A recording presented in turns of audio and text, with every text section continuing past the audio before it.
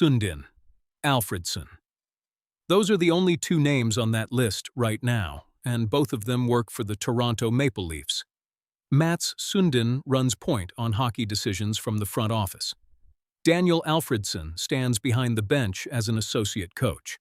Two Swedish Hall of Famers, employed by the same Original Six team in the same calendar year. On the 26th of August, 2026, a veteran NHL insider put a third Swedish name on that list, and it belongs to a defenseman who does not play for Toronto. Not yet, anyway. Here is the part that does not fit together on its own. Erik Karlsson plays for the Pittsburgh Penguins. He is 36 years old.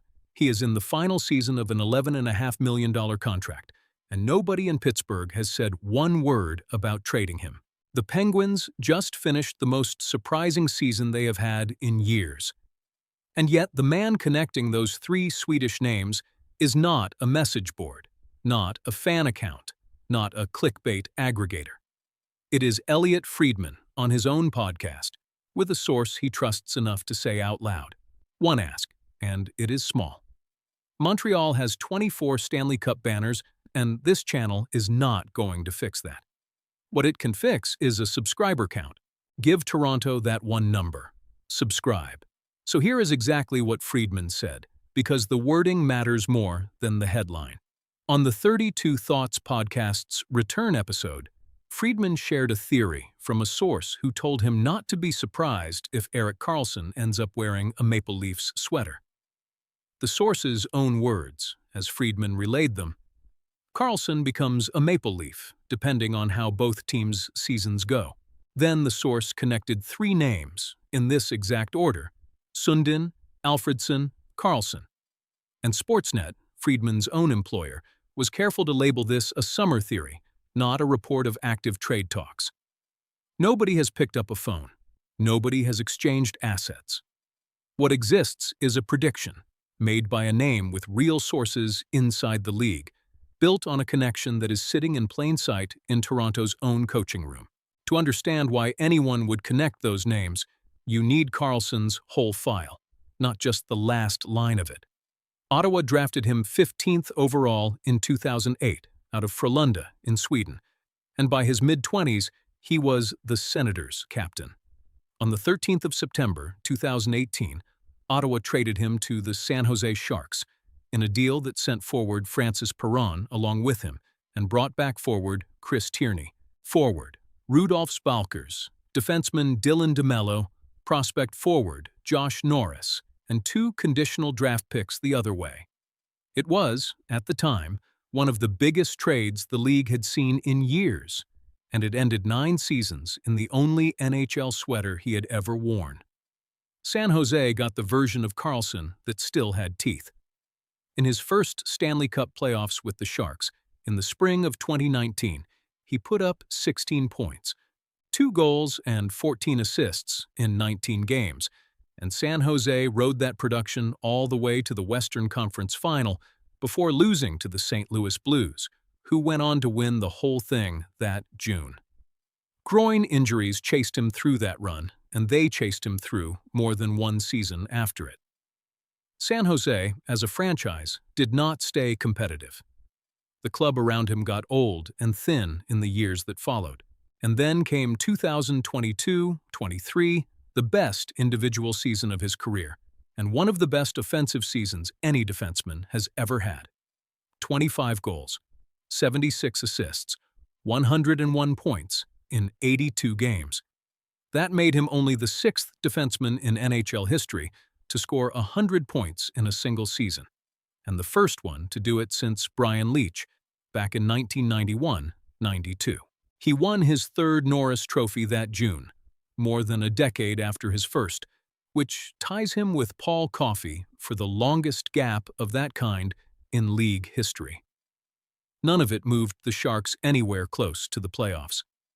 6 weeks after that Norris win, in the summer of 2023, San Jose traded him again, this time to the Pittsburgh Penguins. Pittsburgh, in 2023, was not buying a championship piece. It was buying term and pedigree next to an aging core, betting that Sidney Crosby and Evgeny Malkin had real years left in them, and that a healthy Karlsson could still run a power play at an elite level. His first 2 seasons in black and gold were fine, not spectacular. 56 points, then 53, on a team that missed the playoffs both years. Then came 2025-26, and it was the best Penguins season Karlsson has had. 15 goals, 66 points, in 75 games, more than either of his first 2 years in Pittsburgh, good for 10th among all NHL defensemen in goals and 8th in points, playing alongside a new partner, Parker Wotherspoon, under a new coach, Dan Muse. And the team around him did something almost nobody outside that room expected. Pittsburgh finished 41-25-16, 98 points, second in the Metropolitan Division, and clinched a playoff spot on the 9th of April with a 5-2 win over New Jersey, the franchise's first trip to the postseason since 2021-22. Crosby was captain. He and Malkin both missed real time in March. The players around them, Brian Rust and Rickard Rakell among them, held the thing together anyway. The playoffs themselves were short and painful. Pittsburgh drew Philadelphia in the first round, fell behind 3-0, clawed back to make it 3-2, and lost Game 6 in overtime. Karlsson added a goal and 2 assists in 6 games before it ended. It is the kind of season that changes how a front office thinks about the next one, not because it failed, but because it worked well enough to raise the question of what comes next. And what comes next, contractually, is simple to state and complicated to act on. Karlsson is playing out the final season of an 8-year contract worth $11.5 million a year against the salary cap. When it ends, next summer, he becomes an unrestricted free agent for the first time since he turned pro. And built into that contract is a full no-movement clause, the strongest protection the collective bargaining agreement allows a player to carry. Here is what that clause actually does, in plain terms, because it gets tossed around loosely on broadcasts. A full no-movement clause means Pittsburgh cannot trade Karlsson anywhere without his written approval. Not to a division rival he dislikes. Not to a rebuilding team. Nowhere. He can be asked. He cannot be sent. If a trade to Toronto ever happens, it happens because Erik Karlsson decided it should, not because Kyle Dubas picked up a phone and moved a chess piece. That single fact is the whole reason this rumor has any shape at all. The player himself is the one holding the pen. Which is where the Toronto side of it gets interesting, and where the story stops being generic trade deadline noise. In May of 2026, the Maple Leafs hired Mats Sundin as senior executive advisor to new general manager John Chayka. Sundin is the franchise's all-time leading scorer. 13 seasons in blue and white, a Hall of Famer with 0 front office experience before this job, brought in for exactly the kind of credibility a spreadsheet cannot buy. 2 months later, in July, Toronto hired Daniel Alfredsson as an associate coach, pulling him away from 3 seasons on Ottawa's bench. Alfredsson is a Hall of Famer in his own right, and for the first 4 seasons of Erik Karlsson's NHL career, back in Ottawa, Alfredsson was his teammate. So the Friedman theory is not built on nothing. It is built on the fact that 2 of the people best positioned in the entire sport to make a phone call to Erik Karlsson and have him actually pick up, now both collect a paycheck from the Toronto Maple Leafs. There is a second layer to it, and it belongs to the man on the other side of the potential trade. Kyle Dubas ran the Toronto Maple Leafs as general manager from May of 2018 until he was let go in May of 2023. A 5-year run that ended with a record of 221 wins, 109 losses, and 42 extra-time defeats, and no trip past the second round. He now runs Pittsburgh. If Karlsson leaves Pittsburgh for Toronto, the general manager who once ran the very franchise acquiring his best defenseman would be signing off on the trade from across the table. and the roster Karlsson would be walking into is not the one Dubas left behind in 2023. Toronto spent the summer rebuilding around its own core.